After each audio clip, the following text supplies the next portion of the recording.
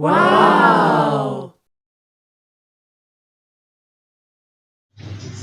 అండి, ఈరోజు నేను కోఫ్తా కర్రీ చేస్తున్నానండి. ముందుగుండా దీనికి ఆనపకాయ కంపల్సరీ అండి.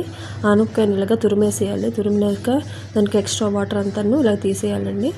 ఇలా తీసేసి తర్వాత పక్కన పెట్టుకున్నాక 2 బంగాళదుంపల్ని ఉడికించుకుంటున్నానండి. చూస్తున్నారు కదండి, 2 బంగాళదుంపల్ని ఉడికించుకొని స్మాష్ చేసుకుంటున్నాను. అందులోనే కొంచెం 1 పించ్ కంటే కొంచెం ఎక్కువ వామ్ వేస్తున్నాను. వామ్ వేయాలంటే వేయచ్చు, లేకపోతే లేదు, అది మీ ఇష్టం, ఆప్షనల్ అది. ఇది 2 స్మాష్ చేసినాక ఇందులోనే ఈ ఆనపకాయ తురుము కూడా వేసి శుభ్రంగా కలుపుకోవాలి. ఆ తర్వాత కొంచెం పసుపు వేసాము. ఆ తర్వాత కొంచెం అల్లం వెల్లుల్లి పేస్టు, కొంచెం కారము వేసి చక్కగా కలుపుకోవాలి. ఆ తర్వాత ఒక చిల్లీ వేసుకోవాలి, గ్రీన్ చిల్లీ వేసుకోవాలి, ఒకటి సరిపోతుంది. ఆ తర్వాత తగినంత కాకుండా కొంచెం ఉప్పు వేసుకోవాలి, ఎందుకంటే కర్రీలో వేస్తాము. ఆ తర్వాత శనగపిండి 1.5 స్పూన్స్ వేస్తున్నాను. వేసినాక చక్కగా కలుపుకోవాలి. మరీ గట్టిగా అవ్వకూడదు. అల్లం వెల్లుల్లి పేస్ట్ కూడా వేసాను. వేసినాక కొంచెం గరం మసాలా పౌడర్ వేస్తున్నాను. వేసినాక చక్కగా కలుపుకోవాలి. ఈ గ్రేవీ కోసం నేను టమాటా ముక్కలను ఒక 3 టమాటాలను తీసుకున్నాను. ఒక పచ్చిమిర్చి తీసుకొని బాగా ప్యూరీ చేసుకోవాలి, మిక్సీ పట్టాలి. ఆ తర్వాత ఇప్పుడు నేను ఈ పిండిని కలిపాను కదండి, ఒక 1/2 అవర్ పక్కన పెట్టినాక ఇలాగా కోఫ్తా అంటే ఇలాగ రౌండ్గా ఉండల్లాగా చుట్టుకోవాలి. చుట్టినాక సిమ్లోనే మనం ఫ్రై చేసుకోవాలి, డీప్ ఫ్రై చేయాలి.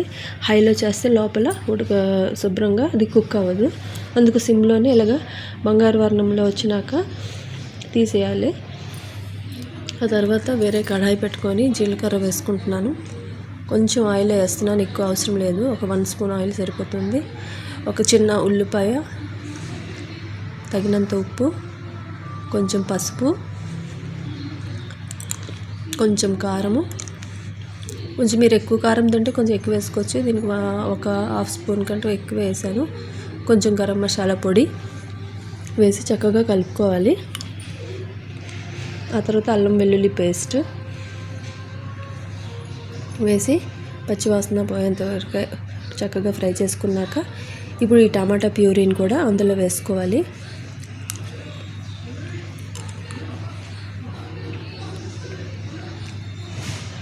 కొంచెం షుగర్ వేస్తున్నాము. కోఫ్తా కర్రీకి షుగర్ కంపల్సరీ వేయాలి, అది కూడా చాలా తక్కువ వేయాలి.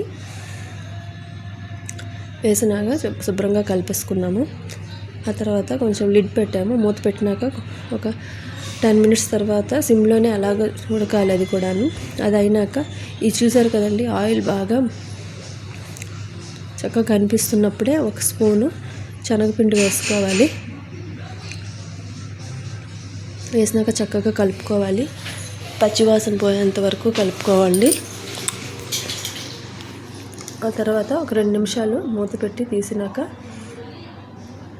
శనగపిండి పచ్చివాసన పోయేంత అయిన తర్వాత 1 గ్లాస్ వాటర్ వేసుకుంటున్నాము. అది చక్కగా వాటర్లోని ఈ మసాలా అంతా చక్కగా కలిసేలా చూసుకోండి.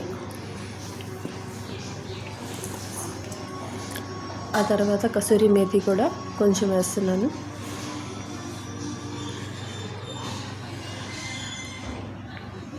కొంచెంసేపు మూత పెట్టి బాగా ఈ వాటర్ అంతా తెరలాలి. తెరినప్పుడు ఈ కోఫ్తాల్ని అలాగ అందులో వేస్తాము.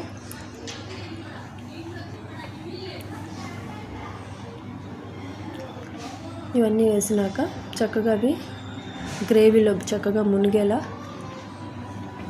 చూసుకోవాలి. తర్వాత మూత పెట్టుకోవాలి. ఒక 10 మినిట్స్ సిమ్లోనే అలాగే చేయండి, పర్లేదు. బాగా దాంట్లోని బాయిల్ అవుతే దానికి ఉన్న గ్రేవీ అబ్జర్వ్ అవుతుంది.